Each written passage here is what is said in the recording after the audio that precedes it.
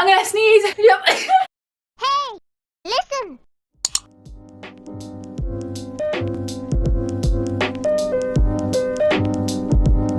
Hello everybody, welcome back or welcome to my channel. My name is Shaq and today we're going to be doing the Overwatch Book Tag. Now if you don't know what Overwatch is, it's essentially this really colourful, diverse, first person shooter game that has an array of characters in that I have been falling in love with these past couple months. Me and my boyfriend play a lot of Overwatch. We play about in between like 2 and 7 hours a day, so like the fact that I have 100 hours in this game now is no surprise to me, but it may be to you. I didn't think that I could play first-person shooters, but Overwatch has been the first first-person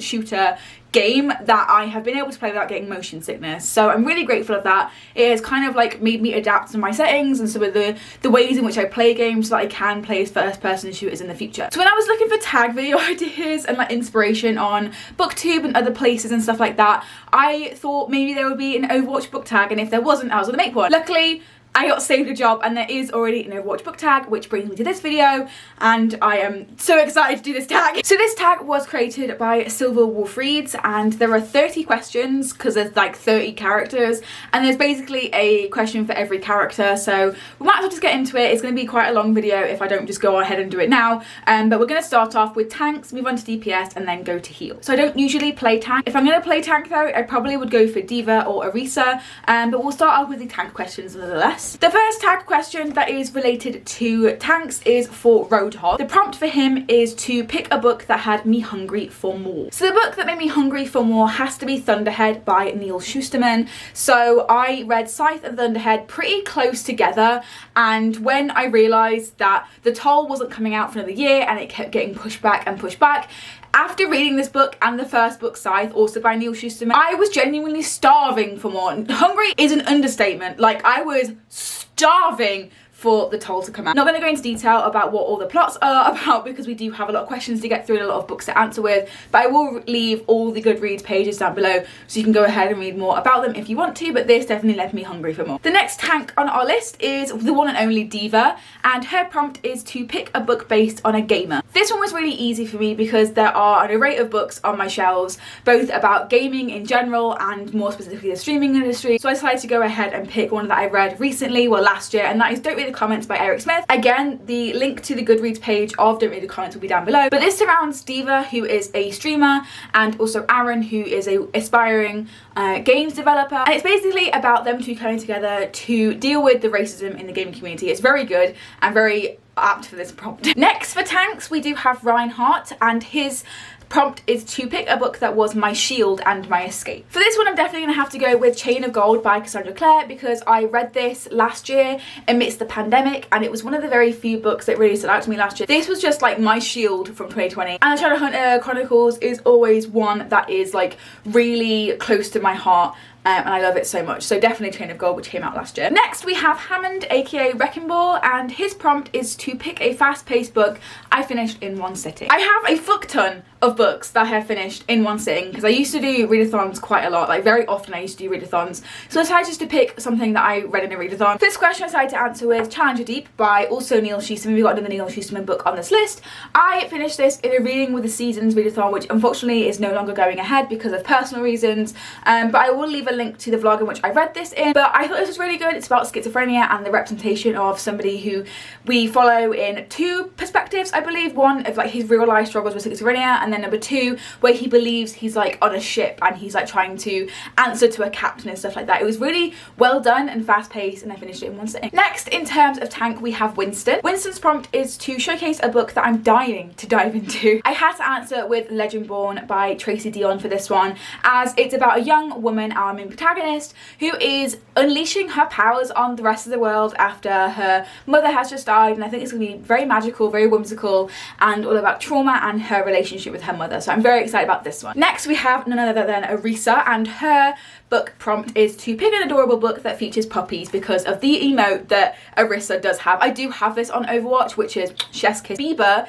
exists in Time versus the Human Saving the Gender, which is, I think, like after Justin Bieber maybe. This is by Becky Albertalli. It's a coming of age novel about two gay teens, Blue and Simon, and how Simon is outed. But amongst that, he has a really good like family network, which includes a dog called Bieber. On to our last tank prompt, which is for Zaya. This is a book that was difficult to get into at first, but I loved it in the end. As much as I loved The Invisible Life of Addie LaRue by V.E. Schwab, it was kind of difficult to get into because at first I thought it was going to be your run-of-the-mill, you know, historical romance that I'm not into. But as the story progressed and the more I fell in love with the characters and actually started to listen to the audiobook and was like making notes and highlighting different quotes and parts and passages of the book, I just fell in love with it. So as much as I love Addie LaRue and I loved it to pieces when I finished it, it wasn't that always like that from the start. Now we're going to move on to DPS, aka the really annoying flankers who do a lot of damage. Well, they don't have to be flankers, but they do a lot of damage. The first DPS prompt we have on here is for McCree, and this is to pick a book that have left me stunned. This one in particular literally had me like bawling for absolutely ages, and I think there's another Reading with Seasons vlog of this, so I'll link that down below as well.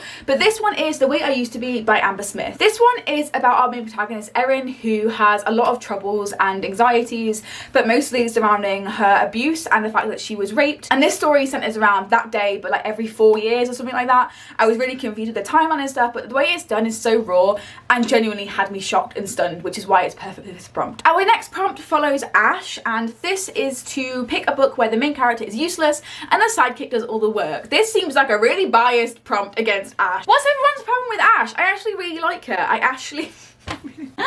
When I looked at this prompt, I immediately thought of Harry Potter. I don't like J.K. Rowling, she's a TERF, but when I thought of this prompt, I immediately thought of this book and the fact that, you know, Harry can sometimes be a little bit of an arsehole. Not in this one specifically, because I do think that he's like going through the chosen one trope and it's like the hype of it for him in this book. But like I do think that Ron, Hermione and Luna as well don't get enough credit for like the work that they do in keeping them safe and keeping everyone else safe as well. Can you step back and let the rest of them shine for once? Thanks, Harry. Our next DPS question is around Bastion, which I love Bastion. I love playing him and I get quite a lot of shit for playing Bastion, but you know what? I don't give a shit and I'll play whoever I want to play. Thank you very much. So Bastion's prompt is to pick a book that gave me a ton of emotional damage. For this one, we do have another Cassandra Clare feature, and that is City of Heavenly Fire, which is the last book in the Mortal Instruments series. The end of this book, I was literally bawling. So much emotional damage that like, I'm pretty sure it's put me in a slump, I'm not gonna lie. Next, we have Doomfist, and the prompt for Doomfist is to pick a book that left a huge punch or impact on my life. For this one, I'm gonna have to pick Pan's Labyrinth. So my love for Pan's Labyrinth personally started with the movie, which is directed by Del Toro. It is a like magical realism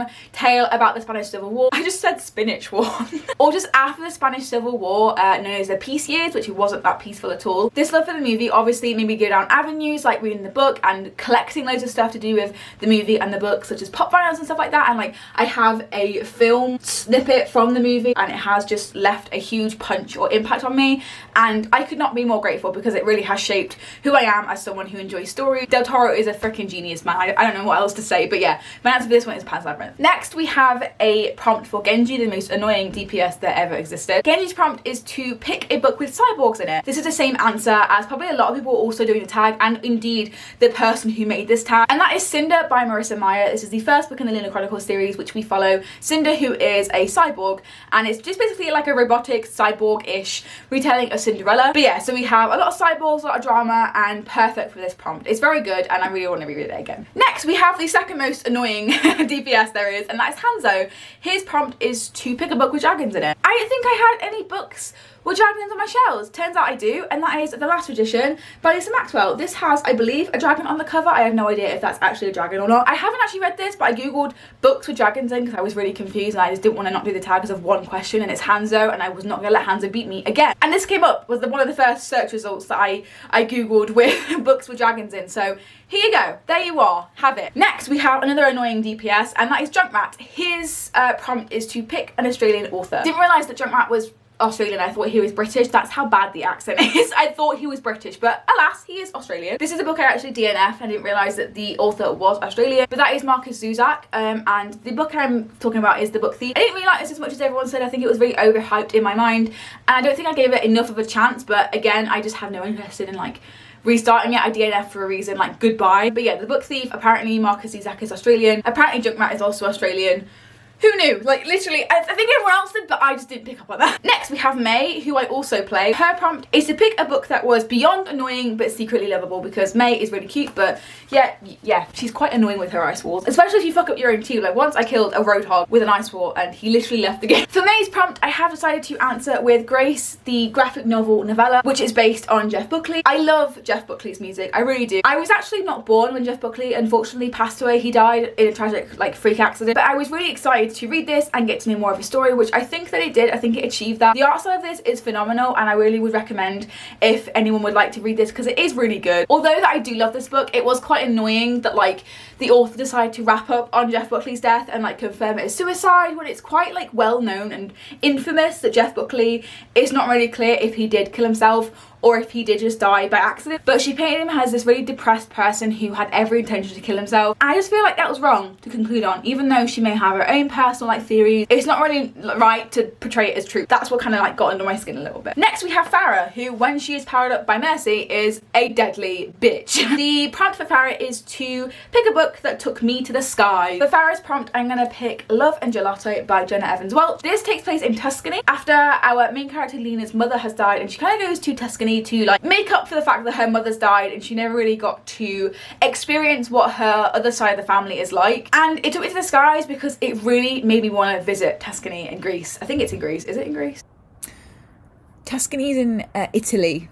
This really made me want to travel at the time, but obviously now because of COVID I can't do that, but I still would like to visit because this book just painted it so beautifully, and I remember it being a really lovely story as well. So it took me to the skies. It counts, okay? Or rather, it almost took me to the skies because I never actually went to Tuscany, but that's beside the point. Next we have Reaper, and his prompt is to pick a book where too many characters are dying. Die. This one I'm going to answer with the entire Illuminati Files trilogy. I'm sorry I burped. For this I'm going to pick the entirety of the Illuminati Files trilogy, just because there's so many characters and a lot of them die. Maybe I'll give this a go again in this reading year, because I don't feel like I gave it again like a fair chance, but there were so many characters, dude, and so many of them died. Next we have Soldier 76, and the prompt for Soldier is to pick a basic YA book with a lot of YA tropes. For this one I'm going to pick Infinity Sun by Anne Silvera. Although there are a lot of tropes in this, I still do really enjoy it, but it kind of does follow the whole chosen one trope, and there's a lot of like other tropes within it that exist. How many times am I going to say trope? I don't know. We'll just forgive Anne Silvera for all these tropes because they were done really well, and who can even complain, man? Who can even complain? Next for the prompt on DPS is Sombra, who is also really annoying if played well, which is to pick a book that features teleportation because she can teleport. For this prompt I'm going to pick Ready Player One by Ernest Cline, because I believe in like the Oasis they can teleport, and Wade does, it just costs a lot of money. There is definitely teleportation in it because it's very virtual and it's great. It's not great because it's kind of racist and there's a lot of info dumping, but there is teleportation, so that's Sombra's prompt done. Next is Symmetra, and for this prompt I have to pick a book that left me hopeless. Does that make sense? I don't know, maybe when you walk in a room and 3 of Symmetra's turrets are just absolutely fucking ruining you, you become hopeless. I don't know. For this prompt I have decided to pick The Sun Is Also a Star by Nicola Yu. The ending of this is really sad, although the romance is really cute. Made me wonder if love actually exists. You know, just reading books things. Next we have Tourbillon, our favourite little angry man, and his prompt is to pick a book that has war in it. So I have a lot of answers for this one. I could pick any Shadowhunter book. There's always some kind of like battle going on because that's what Shadowhunters do. They go out to battle. I could also pick Pan's Labyrinth because we are literally following the Civil War. I decided to go down the whole metaphorical war route, which you can roll your eyes at what you want. I don't really care. But I'm going to go with Paperweight by Meg Haston. This follows Stevie, who is currently in recovery for an eating disorder which has gone undiagnosed. She's going through a war in herself because no one at this like facility, the therapy facility, knows that the anniversary of her brother is coming up, and she would like to die on the same day as him to kind of like make up for the fact that she killed him. So she's going through this war in herself. Does she want to stay and be alive, or does she want to actually die like her brother did? It's an ongoing war throughout the story, and I think it was really well done. Next we have Tracer, which is to pick a book that features time travel. I have decided to pick Beneath the Sugar Sky by Shannon Maguire because this requires a lot of time travel, because one of the dead characters, like future daughters, comes back to life and like comes back in time and tells the characters that if they don't go back in time and save the dead character that she'll not exist. It doesn't make sense, and I didn't really enjoy this book, but it does have time travel in it. It doesn't have to make sense, it just goes with Trace's prompt, alright? And the last of our DPS prompts is for Widowmaker, which is to pick a book that you DNF. I'm gonna go with the book that I don't own anymore, obviously because I DNF and I unhaul all my DNFs, and this is Soulmates by Holly Bourne. I actually do quite enjoy Holly Bourne's writing. Unfortunately, Soulmates is one of those that I just feel like missed the mark for me. I didn't really understand what was going on. It was kind of halfway between magical realism and fantasy and just contemporary. I think I got a little bit confused with what it wanted to be. I just didn't like it. They're plain and simple. I didn't like it, I DNF'd and I unhauled. There you go. We are done with our DPS characters now, and we are on to support, which I do main support. I do like being the healer. I'm gonna be honest, I'm not the most aggressive player of Overwatch, and I do tend to hang back and like heal the team rather than go out and like be tank or be DPS. The first question for support is Moira, and this prompt is to pick a villain main character. For this one, I'm gonna hold up Renegades by Marissa Meyer. I decided to answer with this one because we do follow the Renegades and also the Anarchists who want to take down the Renegades, and we follow Nova as one of our main characters and the whole cast of characters of the Anarchists, as Nova is a spy on the side of the Renegades on the good side to like try and bring them down from the inside out, basically. So we do follow a lot of enemies, a lot of villains in the story, and it is really well done, and I would highly recommend that anyone watch it. Next is Zenyatta, who I do like to play. So Zenyatta's prompt is to pick a book that features robots. Honestly, not sure if this counts, but I decided to pick The Kingdom by Jess Rothenberg. This does include robots, sort of, and like android beings, and like not human beings. It's kind of like the same vibes as Blade Runner, if you do like Blade Runner. So again, would recommend this. It was my favorite book of 2019, I think. Really good, and it has robots in it. Next we have the one, the only, the myth, the legend, Miss Mercy. I love Mercy. I genuinely love playing Mercy so much. Nevertheless, her prompt is to pick a book that gave me support when I needed it the most. I have to go with Shades of Lovers by Katherine Hancock for Mercy's prompt, because this just came at a time in my life where I needed it. I think my life was like falling apart. We were in a pandemic. There are so many poetry collections on my shelves, but none of them made me feel this way and made me feel like supported like this. I would recommend this poetry collection as like an introduction to poetry if you think that, you know, it's not the genre for you. Maybe it is if you read this book, because it is stunning. It's gorgeous. Next, we do have Lucio. Lucio's prompt is to pick a book that bops you out of a slump. So I'm going to pick a specific book for this question. I'm going to just pick an overarching author who has actually already been featured in this video, and that is Neal Shusterman. He just seems to like cure me of my reading slump. When me and my boyfriend started to buddy read Scythe together, whether we even finish it or not, it did spark something in me to carry on reading.